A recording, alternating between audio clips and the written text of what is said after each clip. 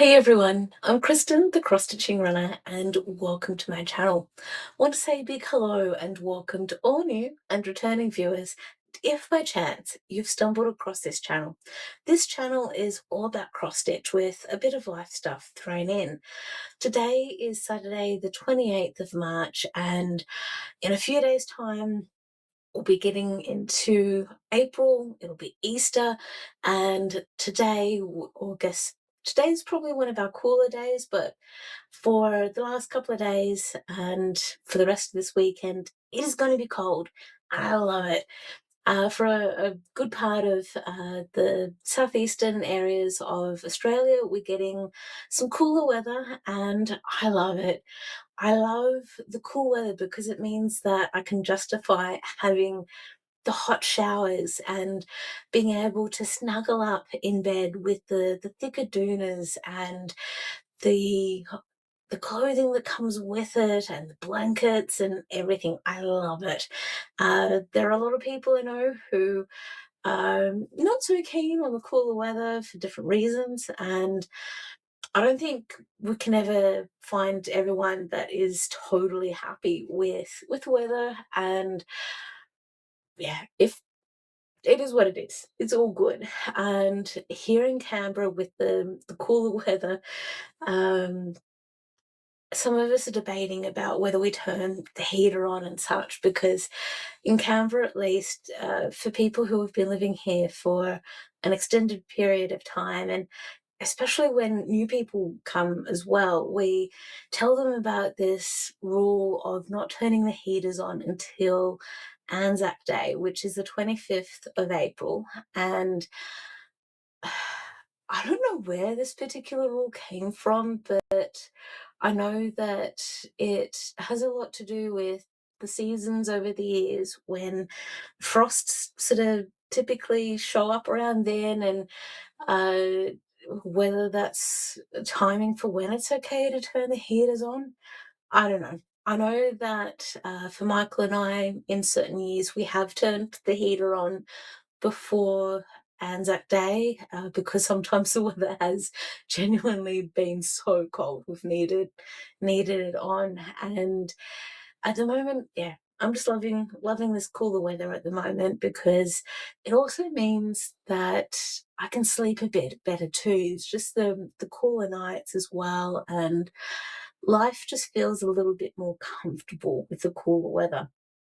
But that said, I've been yammering on about whether, when, as I mentioned earlier, we're here for the cross stitch.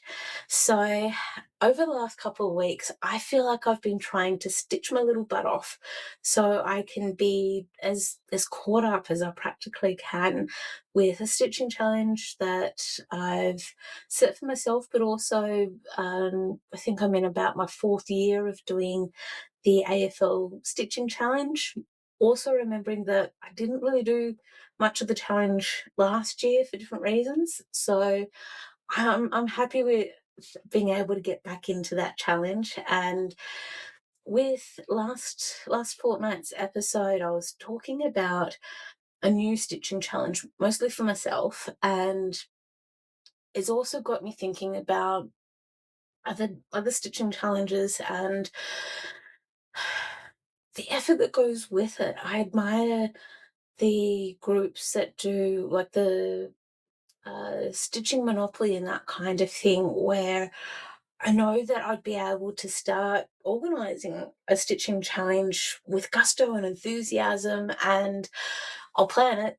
And then when it gets to the point of actually executing the stitching challenge, I'll talk myself out of it, because I will have this uh, crisis of faith, so to speak. A crisis of confidence. That's probably a better way of phrasing it. And I'll be like, yeah, okay, this is all good. This is all good. And then it's like, I'm all good for this, but would anyone else really want to stitch this? Would anyone else really want to do this?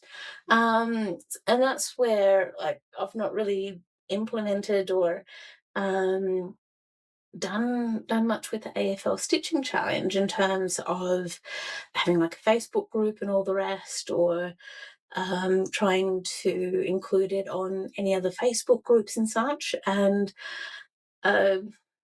it's kind of probably been a good thing, kind of a bad thing, because I know that in the last year or so on the Full Coverage Fanatics Facebook page, we do have a very similar stitching challenge to do with the American football, the American gridiron, which is very, very similar to what I've been doing for the last few years with the AFL Stitching Challenge. And that's where I love that those sort of things can cross over so easily. So it's like, yeah, it's all cool. And then in terms of other stitching challenges, sorry, I'm getting a dry throat. Other stitching challenges have been along the lines of, just trying to think, I need some water, hang on. I guess have been along the lines of stitching mystery challenges, so to speak, or mystery sales, stitch alongs. And I know that many, many episodes ago, I was had come across a stitch along, so to speak, a stitching challenge rather, that was like a whodunit kind of thing that I think was run out of a location over in the UK by memory, which I thought was absolutely awesome, because in the every so often thinking along while stitching, I have been thinking along the lines of, okay, I love playing the board game Cluedo, but I don't really have too many people to play it with. And then as a kid in primary school, I loved the computer game Where in the World is Carmen Sandiego. I have such fond memories of that computer game, and I learned so much from that computer game as well in terms of countries and flags and such. And I've lost a lot of that knowledge now because I've not really needed to use it much. But I love that whole mystery thing and trying to figure out the whole whodunit thing and trying to figure out what the twists are and turns are and such. And that's where it's gone down a lot of the, pardon me, lines of thinking to do with creative writing, and then trying to figure out, okay, if I did something like that in terms of something like a cross-stitch version of Where in the World is Carmen Sandiego, what would that look like? How would that work? And yeah, there's so many thoughts going around with that. So who knows? I don't know. I just don't know. That said, I've rambled on way too much. Let's get into the cross stitch this time, because there has been a lot going on, stitching wise at least. So the first piece that I have to share with you is actually part of the ramble I was talking about before with stitching challenges and such, and a stitching challenge that I've also got for myself for this year.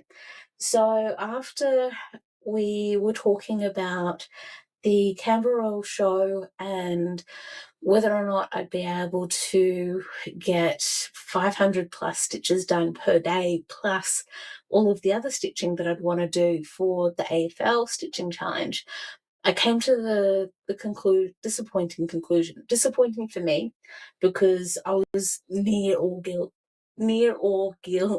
geared up, not geared up for stitching all four pieces that I talked about in our last catch up, and it just wasn't practical, not at all. And whilst I could have delayed a lot with stitching until my contract with work finished up, I knew that inevitably I'd get another job and it all got out the window. So what I decided was just to stitch carousels. And with carousels, I up to here. I've started in the middle of the fabric, and I can't remember how many stitches I've put in so far. It's not as many as I would have liked by this stage, but so far so good. So I started this on the 16th of March, and I'm stitching this 1/1 on the 25 count Zweigart. It is printed fabric, so it's only the mottling that we see is only on this side of the fabric, and it's proving to be a good challenge so far. I also have the piece attributed to the North Melbourne Kangaroos in the AFL Stitching Challenge, mostly because I just don't think North Melbourne are going to do well at all this year.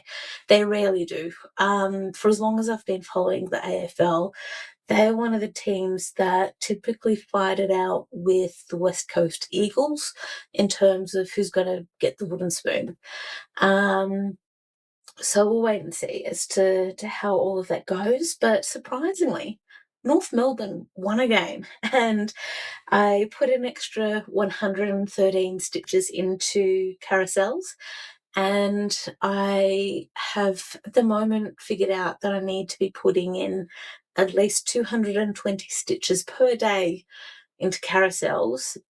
I'm not meeting that daily stitching amount at the moment.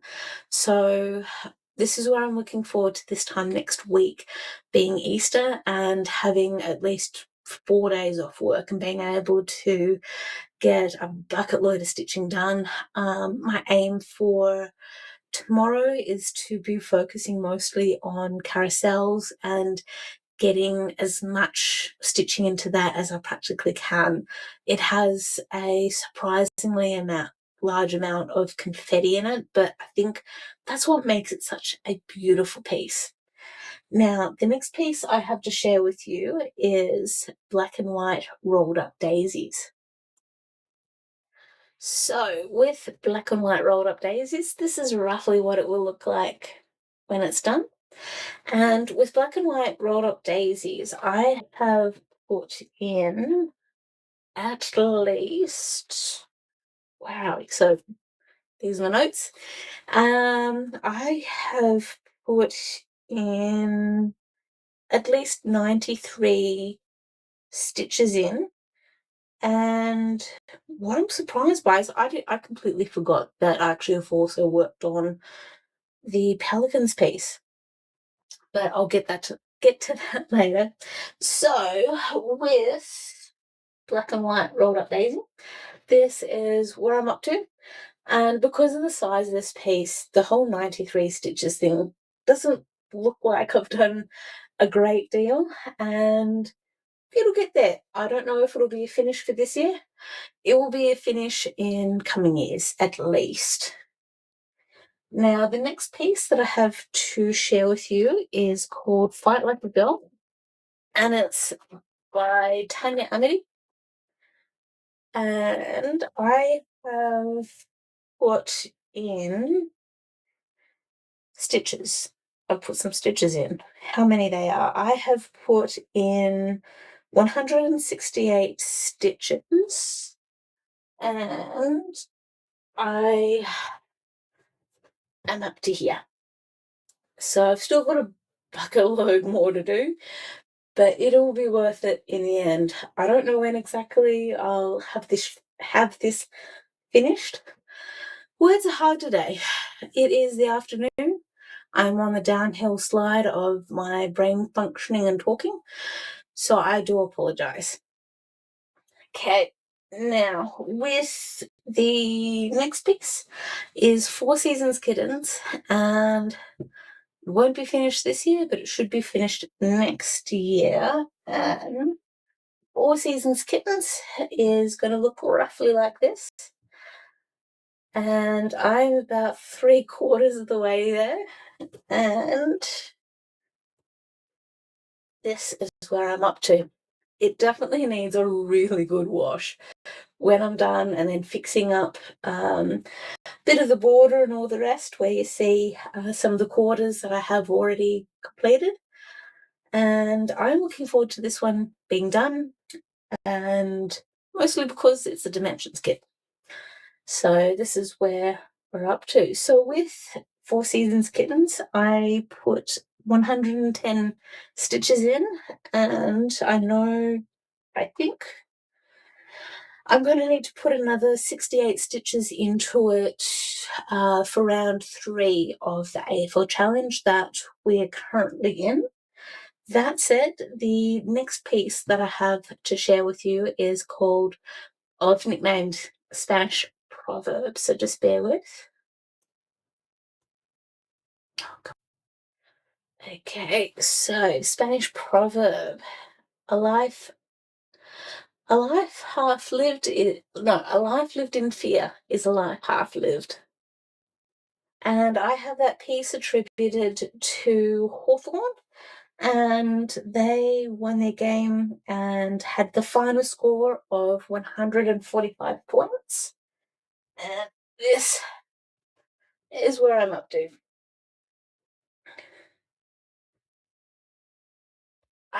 It's on 18 count fabric, and even though the butterfly has confetti in it, I'm loving this piece. I'm enjoying working on this so much, and I'm looking forward to seeing how it will look when it's finished. Okay, so the next one that I have to share with you is called Trio of Dogs. This is roughly what it will look like when it's done. I've been focusing mostly around where the chocolate Labrador is sitting, and this is where I'm up to. So yes, lots of dangling threads, it's all good. They will be stitched in, it's all good. Trio of Dogs has had 134 stitches put into it for round 1, and then they had stitches in it for round 2, which was 94 stitches, and it's coming along pretty good. It's all good. Okay, so one of our favorites is coming up. Zebras has had 128 stitches put into it for round 2, and in round 1 it had 131 stitches put into it. So this is what it'll look like when it's done, and this is where I'm up to. So as we can see, it looks like I'm nearly done with at least nearly done with the chest of the one of the zebras, and this is pretty much as tall as it's going to be, so to speak. I've probably got a little bit more to do in the blues and teals, and I'm really happy with how this is coming along. This is looking just so good.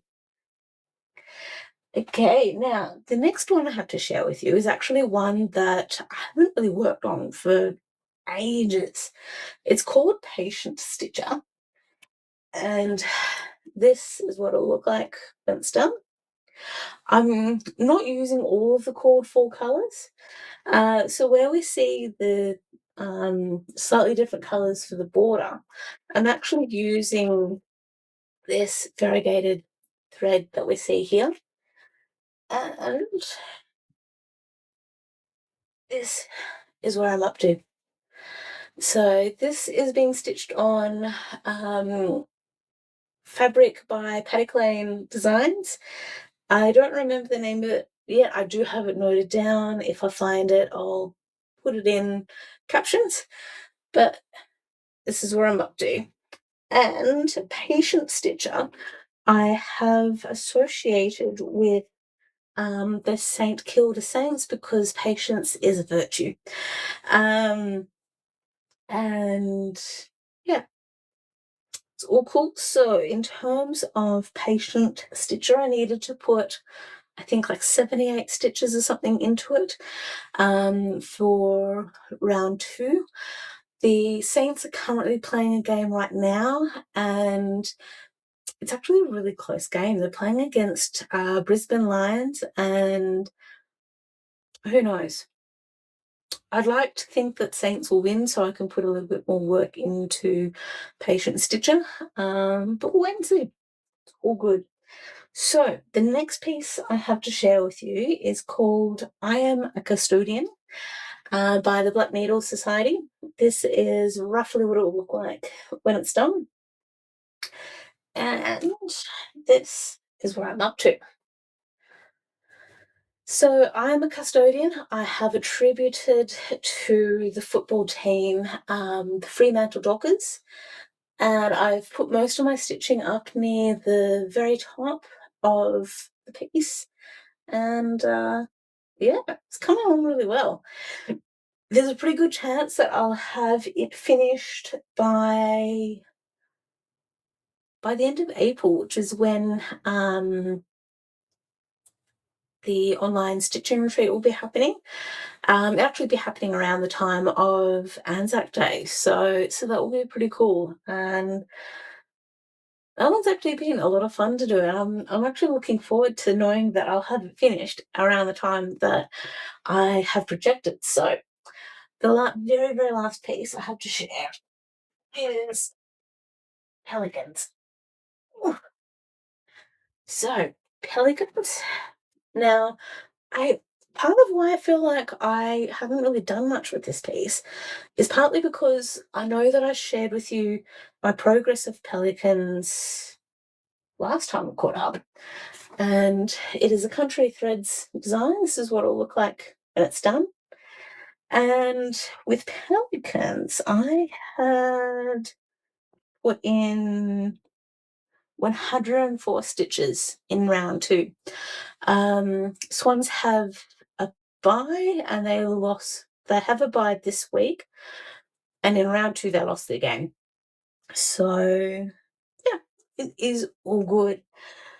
My brain is feeling frazzled. I am so sorry. It is the way it is. It's all good. So that is it for the stitching in terms of what I have done for the last 2 weeks. I've talked a little bit about what my plans are for the next few days at least. And yeah, just continuing on with finishing off round 2. So I still have 2 more pieces to work on.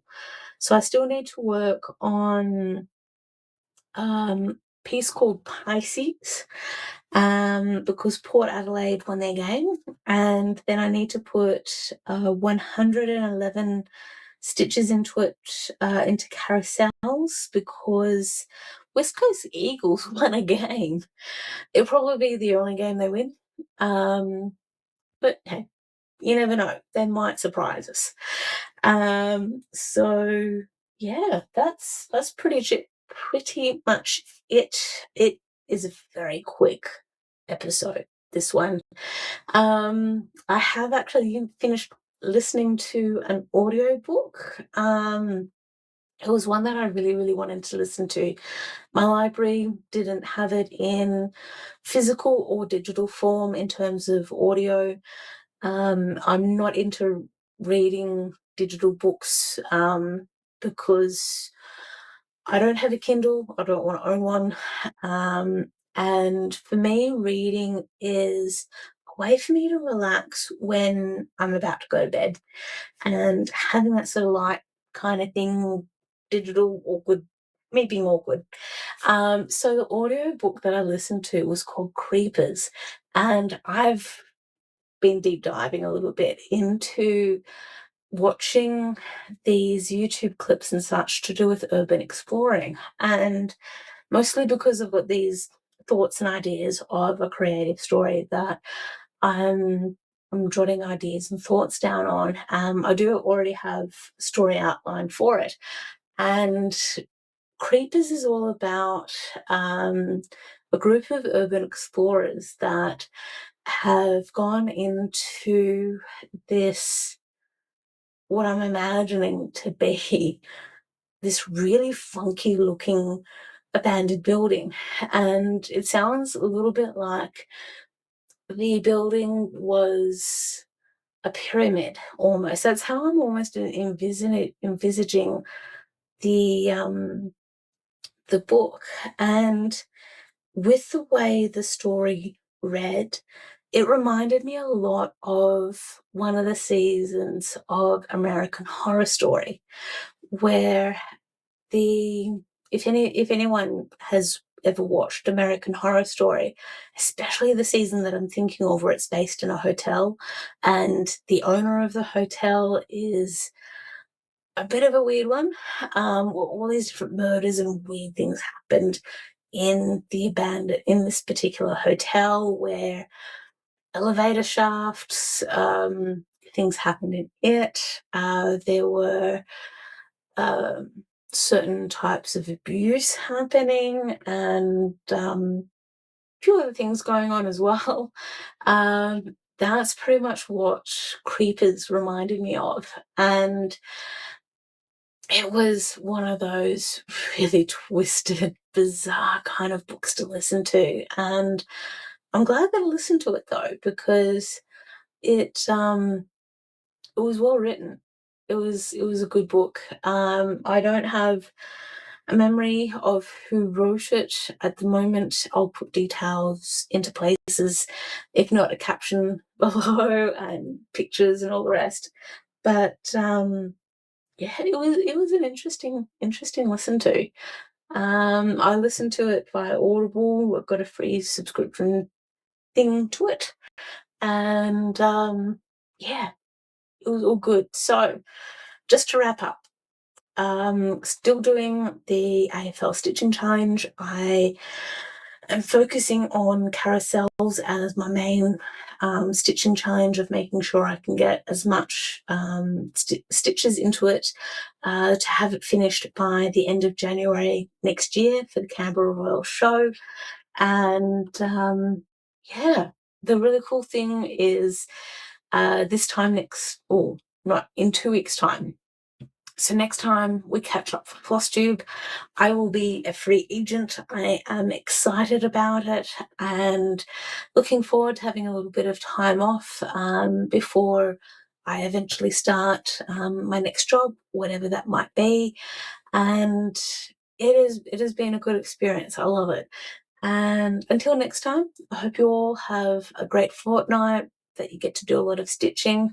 And yeah, I'll see you all in a couple of weeks' time. See you all later.